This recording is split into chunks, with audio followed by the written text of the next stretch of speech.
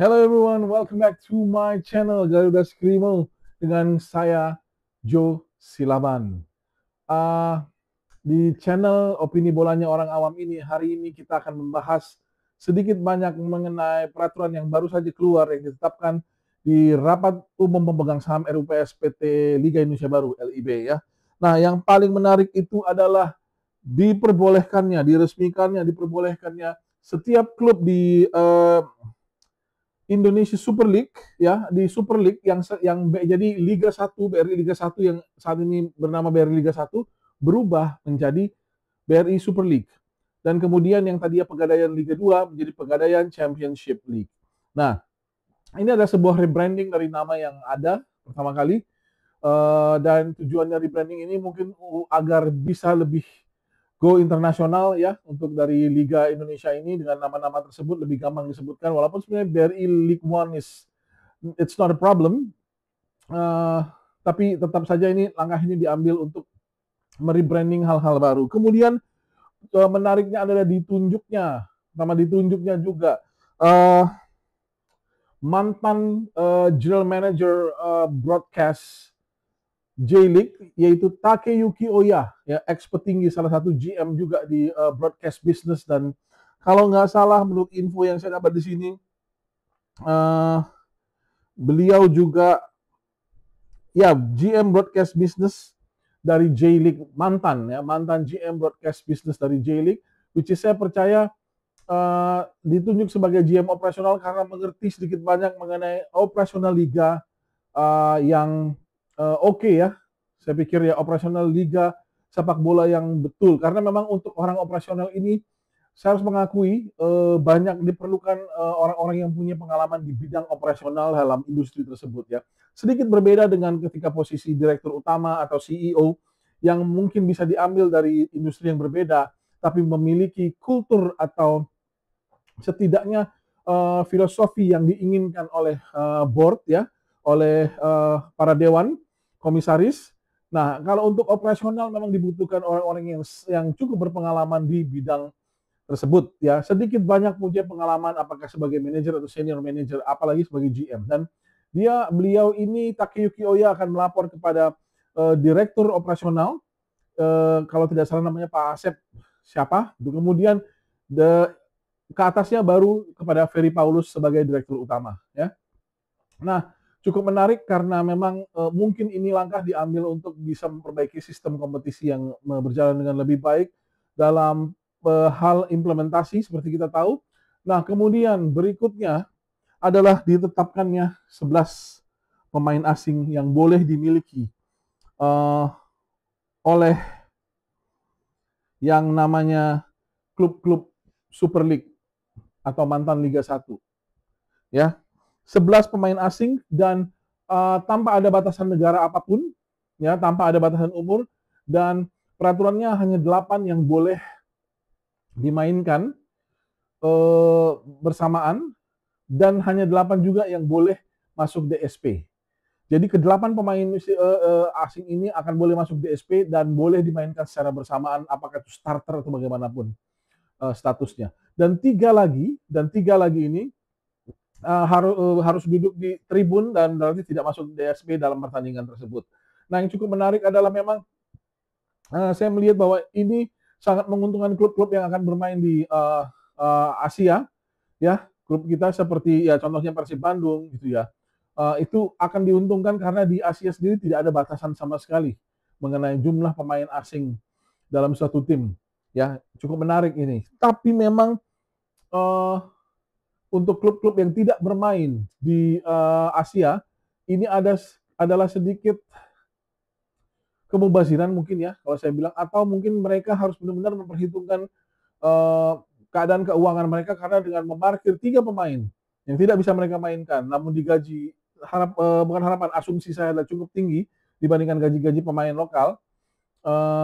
Asumsi ya, ini baru asumsi.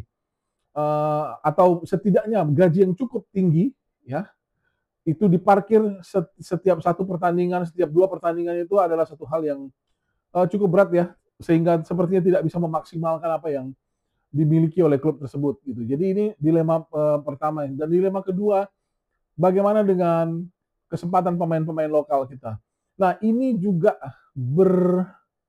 apa ya saya bilang ya, mempunyai benang merah dengan keberadaan pemain-pemain kita. Nah, kita memang saat ini banyak mempunyai pemain-pemain yang cukup baik ya, yang pemain terutama pemain-pemain muda. Oh ya, satu lagi peraturan tadi adalah pemain muda di bawah usia 23 tahun yang harus dimainkan paling sedikit 45 menit di dalam setiap pertandingannya. Itu harus ada dalam apa namanya? Daftar 11 pertama ya, di susunan pemain 11 pertama, starting 11. Nah, yang cukup menarik ini adalah bagaimana misalnya pemain lokal. Seperti saya bilang. Nah, ini yang saya bilang berbenang merah karena kita punya beberapa pemain-pemain yang sangat baik ya, pemain-pemain lokal. Contohnya kita punya Rizky Ridho. Kemudian sekarang kita lihat lagi nih, kita punya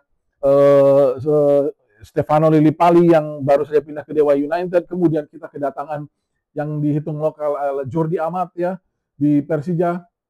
Nah, kemudian ada pemain-pemain seperti pemain lokal lain seperti Hernando Ari, Wahyu Pras. Nah, yang selama ini menjadi rahasia umum ya, rahasia umum di liga kita adalah once seseorang dipanggil ke tim nasional dan bermain, sebagai contoh kemarin Etam ya, Beckham Putra, umumnya para agennya ya akan mulai memasang harga yang lebih tinggi, dalam arti meminta kontrak yang lebih baik. Apalagi kalau misalnya di Indonesia ini jarang sekali seorang pemain diikat kontrak 5 tahun. Itu hampir tidak pernah. Biasanya maksimum 2 tahun atau 3 tahun. Seperti Rizky Ridho. Nah, jika kita menggoogle berapa nilai kontrak Rizky Ridho, kalian akan terkejut-kejut. Karena beberapa pemain asing, ya, yang saya dengar seperti misalnya, ini yang beredar ya, kabar yang beredar, contohnya Gali Freitas atau beberapa pemain asing lain, itu nilai kontraknya jauh di bawah Rizky Ridho.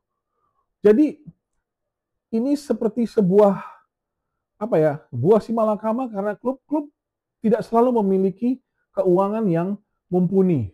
Dan jika mereka menginginkan pemain Indonesia yang top, yang bermain di tim nasional atau yang setidaknya pernah dipanggil tim nasional, harganya lebih mahal daripada mereka kadang-kadang mendatangkan pemain asing baru. Ya, contoh seperti Rizky Ridho. Dan kemudian kita sudah tahu lah Jordi Amat, walaupun kita bisa bilang dia ada naturalisasi ataupun, tapi saya yakin harganya sangat tinggi.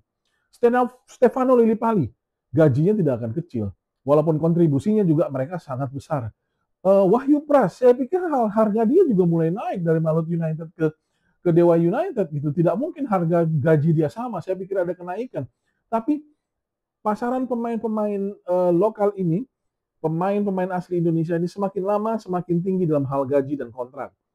Dan itu terjadi mirip di Premier League.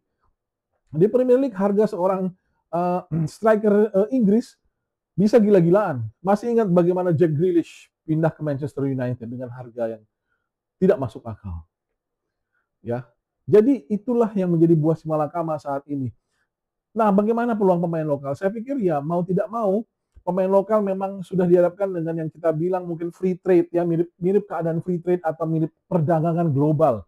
Dalam arti tidak ada batas-batas lagi dalam kewarganegaraan dalam untuk bermain sebuah tim, walaupun dalam hal ini masih ada batas tapi tidak sekecil itu lagi, dan mereka tidak lagi mempunyai benefit sebagai warga Indonesia karena persaingannya dengan 8 pemain yang kalau mereka pemain asing, asumsi pemain asing 70-80% akan masuk ke 11 pertama, ke starting line up. Jadi mereka hanya punya peluang untuk mengisi tiga itu, dan satu sudah dimiliki pemain muda. Jadi ada 2 posisi yang lowong untuk pemain senior. Ini secara kalkulasi kasar ya. Nah, membuat peluang mereka cukup berat. Tapi di satu sisi, harusnya membuat mereka switch dari yang sebelumnya mungkin meningkatkan kemampuan fisik, meningkatkan hal-hal yang perlu ditingkatkan, teknis, gitu. Kemudian motivasi mereka harusnya bisa berlipat kali ganda karena memang tidak ada jalan lain. Tidak ada jalan lain, sudah diputuskan dan sudah ditetapkan peraturan tersebut akan berlaku untuk musim ke depan ini. Jadi sungguh luar biasa kita lihat perubahan ini, dan kalau saya berharap pemain-pemain kita tetap bisa berusaha untuk catch up dengan pemain-pemain lain yang pemain asing ini, membuktikan diri bahwa mereka sangat baik sehingga mereka bisa dipandang, bahkan mungkin mereka bisa mengalahkan kita Karena pemain asing yang datang ini juga bukan top tier dari Eropa. Bukan pemain top tier Eropa, sudah pasti gitu ya. Walaupun pemain-pemain inilah pemain-pemain yang cukup baik dan memberikan kontribusi.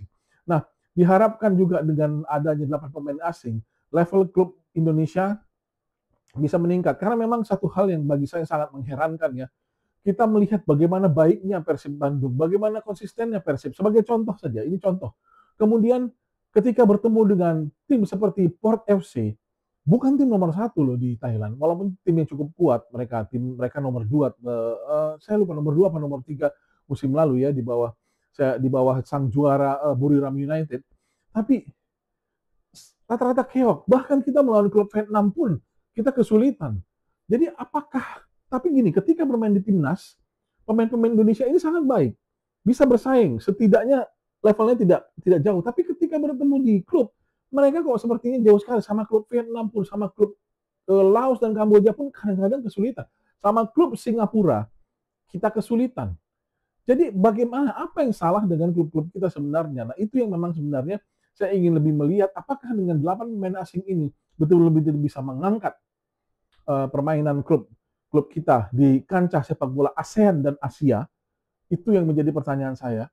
Saya berharap langkah ini diambil dari dua sisi, ya, memberikan kesempatan klub-klub untuk bisa lebih bersaing di level Asia, dengan satu lagi adalah mengurangi beban-beban gaji pemain-pemain yang bergaji besar terus terang. Ya, nah itulah yang memang kita harus juga lebih bijak ketika melihat seseorang pemain bermain di timnas. Memang pasti dia harganya naik dimanapun ya rata-rata, dan apalagi bermain baik dan menunjukkan bahwa dia bisa diandalkan seperti Ricky Kambuaya dan Beckham Putra terakhir kali. Namun kita mesti tahu bahwa ya itulah manajemen, dari sisi manajemen keuangan klub itu juga sangat penting untuk bisa diperhatikan gitu. Tidak segampang itu juga mengatur itu, karena sponsor pun ada batasnya dan ada juga hal-hal expenses lain yang harus dipenuhi dari sebuah klub. Ya apalagi kita memang masih struggling kadang-kadang untuk mencari sponsor yang kuat gitu loh. Seperti ada tim di Liga 2, salah satunya saya sebutkan PSMS Medan yang kesulitan masih mencari sponsor dan belum menentukan siapa pelatihnya.